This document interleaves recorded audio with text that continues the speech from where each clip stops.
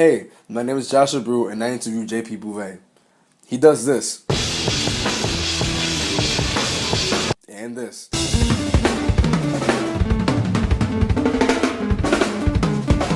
He also does that. Metric modulation. Does that mean anything to anyone? He does this. Oh, he won this. He also won that. U.S. V-Drums champion, JP Bouvais. Kind of does it all. JP is a superhero. Nice. BAM.ENT TV, welcome. I have the one and only JP Bouvais. How do you pronounce your last name? Bouvet. Oh, it's Nailed Bouvet. it. But why do I? Is it French? It is. My dad's It is French. French.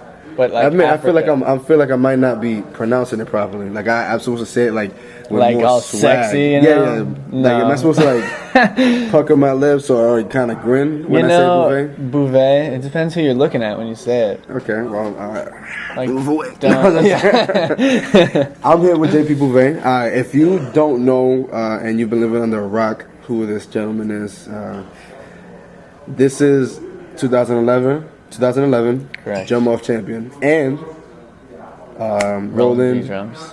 V-Drum champion. How that year must have been like serious. It was a crazy year. What like how did you go? How did it feel winning both? Because like that's it's an accomplishment in itself Right. for Roland, Yeah. and then to take it all at the jump off, Yeah. you're greedy. Yeah. Plain and simple, you're greedy. That's pretty much it. No, it was I don't know, man. That was a year I was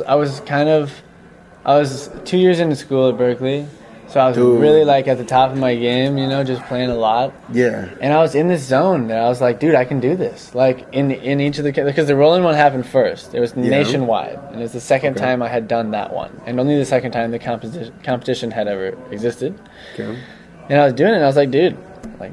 I had done it the first year. I was like, I can win this. I know exactly what I need to do. Like, You are this character who overcame so much. Like, please, because we've already met, and you've told me this already. What was your last year? What was your time at Berkeley versus the Jump Off? What happened in that whole shebang?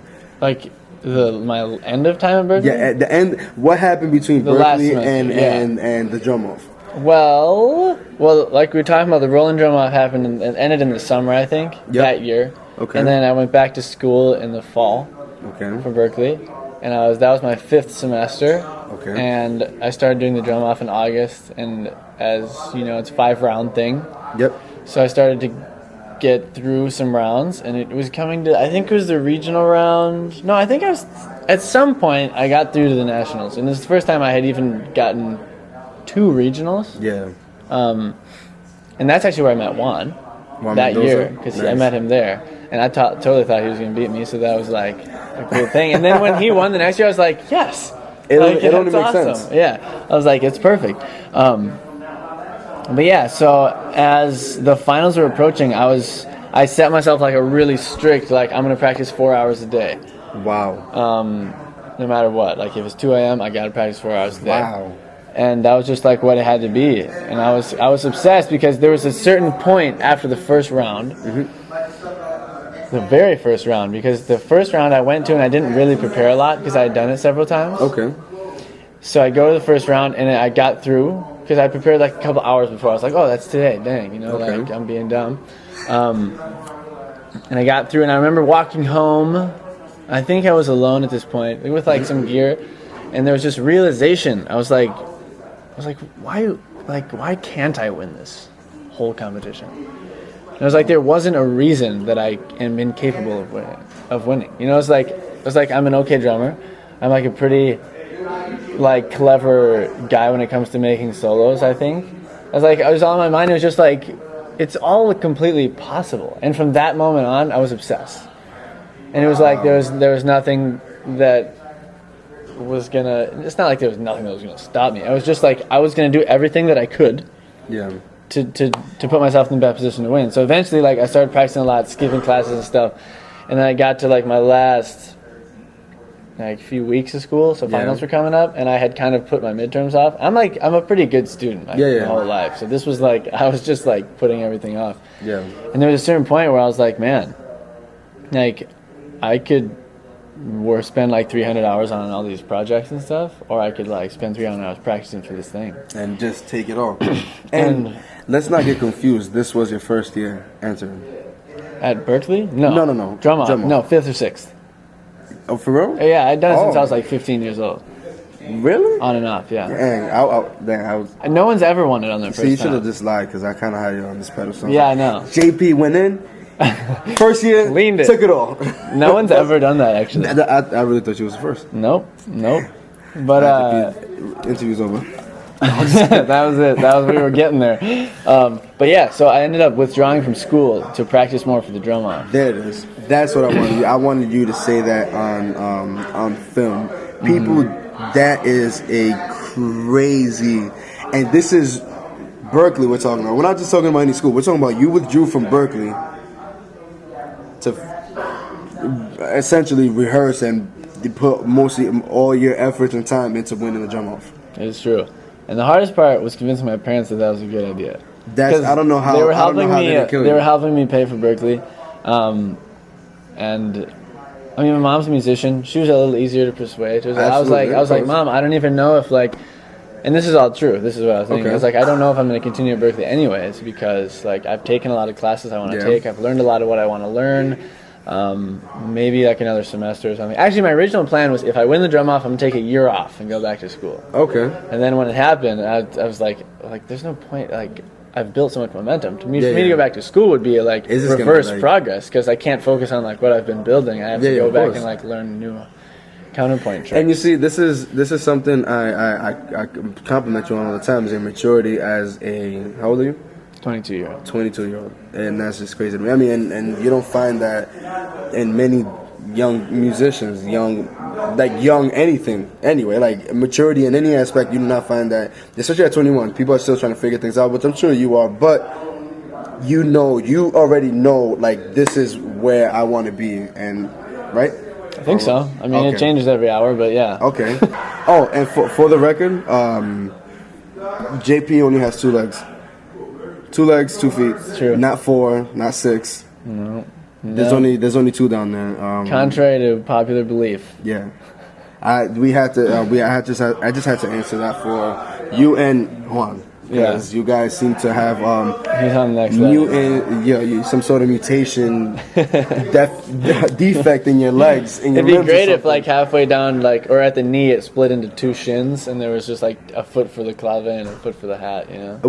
What do you think you'd be able to accomplish if you had that? I don't even know.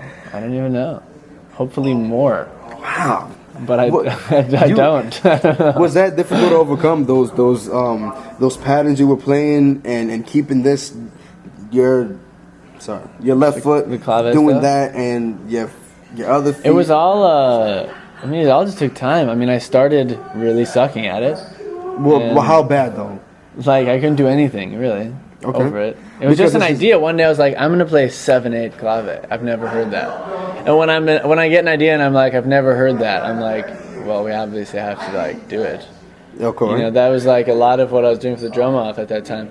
And the drum off was a cool experience because I was just like all the things that ended up being in that were just things I was working on, like the left foot clave, the right hand left foot roll, with a beat. Yeah. It was all the stuff I was working on, and so the drum off just gave me an opportunity or like a push to go all the way and like really commit myself to the ideas. How impressed were your teachers? I don't know. I mean, I didn't really. No. I only had one teacher, like a drummer teacher Okay. at Berkeley, that was pretty steady. My private lesson teacher, Casey Sherrill, who's the man. Okay. But I mean, after that, I dropped out, so I didn't see him. I mean, he was obviously. I mean, when I did see him, he was like, "Yo, nice job." Okay. But you see, no, because all right, from you go to a prestigious school, it's Berkeley. Everybody's a musician, right? Or something to do with music. I just thought it might be more of a party. You going back to school to visit. I'm the champion of not only the drum off, but I took the title for USA.